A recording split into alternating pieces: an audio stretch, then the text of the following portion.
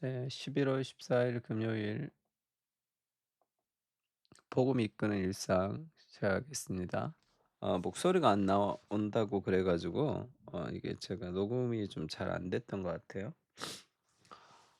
오늘 제목은 아름다움과 참된 안식입니다. 그러니까 니콜라스 카가 쓴 생각하지 않는 사람들이라는 책이 있는데 뭐 인터넷이라기보다 영상 매체에 대해서 좀 부정적으로 얘기하죠. 그러니까 그 마샬 맥루한이 얘기했던 "미디어는 메시지다."라는 그런 말이 있습니다. 그러니까 미디어라는 그런 도구가 있고 그 안에 좋은 내용을 담으면 좋고 좋지 않은 내용을 담으면 좋지 않다, 인제 이렇게만 알았는데 이 마샬 맥루한이 미디어 그 자체가 메시지라는 거죠. 미디어라는 환경 자체가 어떤 것은 버리고 어떤 것은 우리에게 주기 때문에 그 내용보다 미디어라는 그 자체가 주는 부정적인 메시지가 있다, 이렇게 얘기합니다. 그 영상 매체가 주는 것은 결국은 우리가 숙고하지 못하잖아요. 숙고하거나 깊이 있는 사고를 하지 못하고 우리에게 어떤 재미와 감각과 그런 이 급해지는 그런 것들, 우리가 뇌가 가만히 있는데 이 영화 같은 거는 그냥 계속 바뀌잖아요. 알아서 막 넣어 줍니다.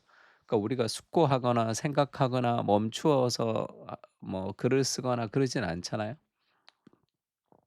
그러니까 그 미디어 자체가 주는 그런 우리의 뇌 구조를 바꾸는 그런 잘못된 어떤 그런 게 있다, 그렇게 이야기를 합니다.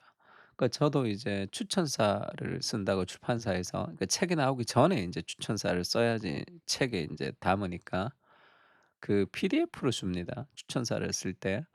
그러면서 뭐 저는 그래 추천사 쓸 때 성격이 좀 그래 가지고 덜 읽고 잘 안 읽고 대충 읽고 인제 읽은 것처럼 추천사를 잘 못 써요. 그냥 다 읽고 추천을 씁니다. 그래서 어떤 책들은 뭐 못 쓴다고 얘기하기도 하고, 그 이 PDF로 책을 봐야 되는데 그 PDF로 책을 보면 인제 그 책에서 볼 때와 뭐가 다르냐면 내가 어디를 보고 있는지, 여기가 어디까지인지를 잘 모릅니다. 그냥 막 페이지가 넘어가니까 이게 끝인지 아니면 처음인지 중간인지에 대한 구분이 잘 없어요. 그것도 하루 만에 다 읽는 책이 아니라 며칠씩 걸리는 책은 그러니까 더 전체를 파악하기가 쉽지가 않습니다. 그러니까 영상으로부터 오는 정보도 마찬가지죠. 그런 정보들은 이 전체를 파악하기가 좀 쉽지가 않습니다. 그래서 우리가 TV나 전자기기를 사용하는 것이 우리가 쉬는 것처럼 보이지만 그 뇌가 계속 인제 쉬지 못하고 힘들다는 거죠. 그리고 음식을 계속 먹고 쉬지 않으면 위가 탈이 나듯이 아침에 일어나서 핸드폰 확인하고 스마트폰을, 출근하면서 뭘 듣고, 그리고 또 일하고, 그리고 또 퇴근하면서 또 보고, 틈만 나면 보고, 자기 전에도 영상을 틀어 놓고, 그러면 그 영상 중독같이 된단 말이에요. 그렇게 되면 뇌가 정말 쉬지를 못합니다. 그 뇌를 다 망치는 거예요, 결국. 그래서 그 참된 쉼을 가질 수 없는 거죠. 그러니까 될 수 있으면 영상 기기를 좀 멀리하는 게 좋습니다. 그 참된 쉼이라는 것은 자기를 벗어나는 아름다움을 느낄 때 우리가 쉼을 느끼는 거죠. 자연을 보거나 그런 어떤 아름다운 예술을 보거나 하나님을 예배하거나 이 경외가 있는, 그때 자기를 벗어나는 경험을 통해서 우리는 쉼을 누릴 수 있습니다. 독서를 통해서 깊이 몰입하거나, 그러니까 하나님의 말씀 안에서 기도를 통해서 좋은 독서와 자연을 통해서 아름다움을 경험할 때 우리는 자기 자신에서 벗어나는 경험을 하게 됩니다. 이게 필요하죠. 우리는 늘 자기 자신을 붙들고 있습니다. 예배를 통해 하나님의 아름다움에 감탄할 때, 자연을 통해 하나님 만드신 세상을 보며 감탄할 때, 독서를 통해 깊은 깨달음을 얻을 때 참된 쉼을 누릴 수 있습니다. 늘 피곤한 삶을 살고 있지는 않습니까? 아름다움을 경험할 때 우리는 자아를 벗어나 참된 영혼의 안식을 누릴 수 있습니다. 그러니까 하나님의 아름다움을 경험할 때 우리 자신을 벗어나는 참된 쉼을 누릴 수 있다는 거예요. 시편에 이런 말씀이 있죠. 내가 여호와께 바라는 한 가지 일, 그것을 구하리니 곧 내가 내 평생에 여호와의 집에 살면서 여호와의 아름다움을 바라보며 그의 성전에서 사모하는 그것이라. 다윗이 "내가 여호와의 아름다움을 바라보고 싶다. 그것이 가장 큰 소원이다." 뭐 이렇게 얘기하죠. 그러면 뭐 이 성경에서 또 설교할 때 하나님의 영광, 그다음에 하나님의 아름다움 이런 얘기를 많이 들었는데 목사님 구체적으로 하나님의 아름다움이 도대체 뭡니까? 이렇게 물으면 마치 그림 같은 그리고 음악 같은 아름다움이 아니라 이 하나님의 아름다움이라는 것은 도덕의 아름다움입니다. 그래서 조나단 에드워드가 이 덕의 미라고 얘기하죠. 참된 미덕의 근원 이렇게 얘기할 때 이 아름다움은 이 도덕의 아름다움입니다. 하나님의 성품의 아름다움이에요. 그러니까 우리가 진선미 할 때 진리가 있고 하나님이 그리고 선 도덕이 있고 그다음 미 아름다움이 있다 할 때 이거 외형적 아름다움이 아니죠. 그 진선미 할 때 딱 떨어지는 그 미가 아니라 이 진선미가 하나님에게 하나가 되는 거죠. 하나님의 성품 안에 있는 아름다움입니다.